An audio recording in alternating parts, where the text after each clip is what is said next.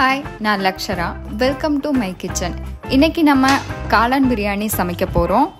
வீட்டிலையே சிம்பிளாக, ஈஸியாக, டேஸ்டியாக எப்படி சமைக்கலான்றதை பார்க்கலாம் வாங்க. இந்த பிரியாணிக்கு 1 கப் பாஸ்மதி அரிசி எடுத்திருக்கேன். 1 கப் அளவுள்ள புதினா கொத்தமல்லி தலைகளை சுத்தப்படுத்தி எடுத்திருக்கேன். இதுக்கு 1 பேக்கெட் காளானை நம்ம எடுத்துக்கலாம். தண்ணியில் நல்லா கழுவி சுத்தப்படுத்தி எடுத்துக்கணும். இதை நான் 4 துண்டுகளாக கட் பண்ணியிருக்கேன். நீங்கள் வேணும்னா ரொம்ப குட்டி குட்டியாகவும் பண்ணிக்கலாம், இல்லை 2 துண்டு வேணும்னாலும் பண்ணிக்கலாம், இல்லை முழுசாக போடுறதா இருந்தாலும் போட்டுக்கலாம். இதில் எப்படி போட்டாலுமே நமக்கு பிரியாணி டேஸ்ட்டாக தான் கிடைக்கும். நம்ம எடுத்து வச்சிருக்கிற அரிசியை தண்ணியில் ஊற வச்சுக்கணும். இது ஊறுற நேரம்னு பார்த்தீங்கன்னா 20 நிமிஷம். ஒரு மிக்சி ஜார் எடுத்துக்கிறேன். அதில் நான் எடுத்து வச்சிருந்த கொத்தமல்லி புதினா தலைகளில் இருந்து 1 கைப்பிடி அளவு எடுத்துக்கிட்டேன். கூடவே சோம்பு கொஞ்சமாக சேர்த்துருக்கேன். 1 அன்னாச்சிப்பூ, ஒரு சின்ன துண்டு பட்டை, 4 லவங்கம், 2 ஏலக்காய், கூடவே கொஞ்சமாக கல்பாசி, கொஞ்சம் முந்திரி பருப்பு. நான் உடைச்ச முந்திரி பருப்பு சேர்த்துருக்கேன். நீங்கள் வேணும்னா முழுசாகவும் சேர்த்துக்கலாம், உங்களுக்கு தேவையான அளவு நீங்கள் சேர்த்துக்கலாம். கூடவே 4 பச்சை மிளகாய், 1 ஸ்பூன் அளவு இஞ்சி பூண்டு விழுது.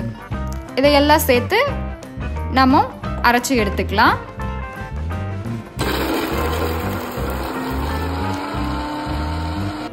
இன்னைக்கு நம்ம இதை குக்கரில் செய்ய போகிறோம். இந்த பிரியாணிக்கு தேவையான அளவு ஆயிலை சேர்த்துக்கலாம். நான் இன்னைக்கு 4 ஸ்பூன் ஆயில் சேர்த்துட்டு 1 ஸ்பூன் அளவு நெய் ஆட் பண்ணிக்கிறேன். உங்களுக்கு தேவை அப்படின்னா நீங்கள் பாதி ஆயிலும் பாதி நெய்யுமா கூட சேர்ந்து பண்ணிக்கலாம்.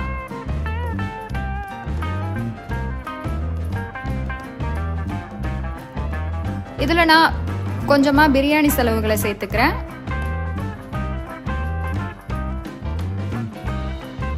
ஒரு பெரிய வெங்காயத்தை நீள்வாக்கில் கட் பண்ணி இதில் நான் சேர்த்துக்க போகிறேன்.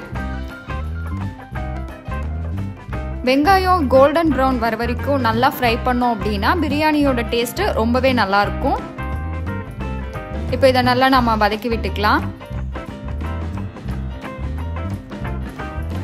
இது வதங்கிட்டு இருக்கிற அந்த சமயத்தில் இது கூட நாம் 1 ஸ்பூன் அளவுக்கு இஞ்சி பூண்டு விழுது சேர்த்துக்கணும்.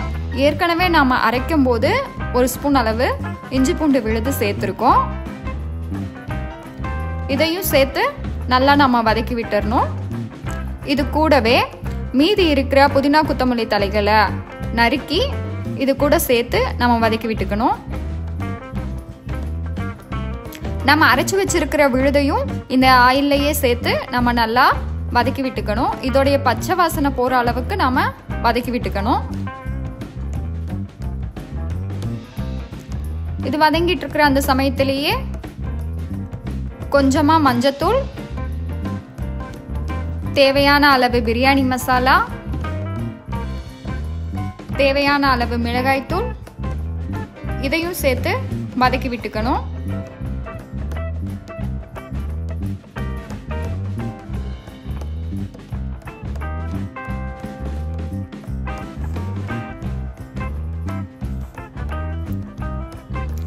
மீடியம் சைஸில் 2 தக்காளி எடுத்து அதை நீள்வாக்கில் கட் பண்ணி இது கூடவே சேர்த்துக்கலாம். தக்காளி நல்லா குழைவாக வேகிற அளவுக்கு நம்ம இதை வதக்கி விட்டுக்கணும். இது கூடவே நம்ம கட் பண்ணி வச்சிருக்கிற காளானை ஆட் பண்ணிக்கணும். மசாலாவில் காளான் நல்லா சேருற அளவுக்கு நம்ம வதக்கி விட்டுக்கணும். இப்போ பிரியாணிக்கு தேவையான உப்பை இப்போவே நம்ம சேர்த்துக்கலாம். நான் இன்னைக்கு கல்லுப்பு சேர்த்துருக்கேன். நம்ம ஊற வச்சிருந்த அரிசியை க்ளீன் பண்ணிட்டு தண்ணியெல்லாம் வடிஞ்சதுக்கு அப்புறம் எடுத்து குக்கரில் சேர்த்துக்கலாம். இப்போ அரிசி உடைஞ்சிடாம மெதுவாக இதை கலந்து கொடுக்கணும்.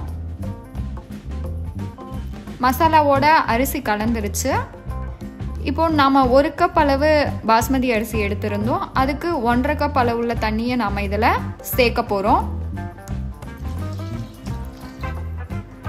தண்ணி கொதி வந்த உடனே உப்பு காரத்தை நம்ம டேஸ்ட் பண்ணி பார்க்கணும். உப்பும் காரமும் ஓரளவு கூட இருக்கணும், அதாவது உரப்பாக இருக்கணும். அப்போ தான் பிரியாணி வெந்ததுக்கப்புறமா நமக்கு கரெக்டான டேஸ்ட்டில் கிடைக்கும். கரெக்டாக இருந்தாவோ குறைவாக இருந்தாவோ நமக்கு கரெக்டான அளவுக்கு உப்பு காரம் இருக்காது. இப்போ நம்ம குக்கரை மூடி போட்டு விசில் போட்டு ஹை ஃப்ளேமில் ஒரு விசிலும் சிம்மில் ஒரு விசிலும் விட்டு எடுத்துக்கலாம். இப்போ ஓப்பன் பண்ணி பார்க்கலாம்.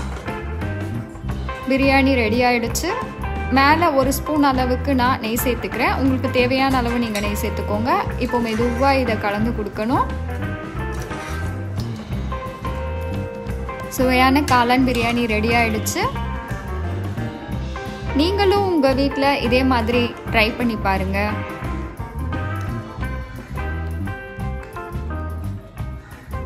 Thank you friends.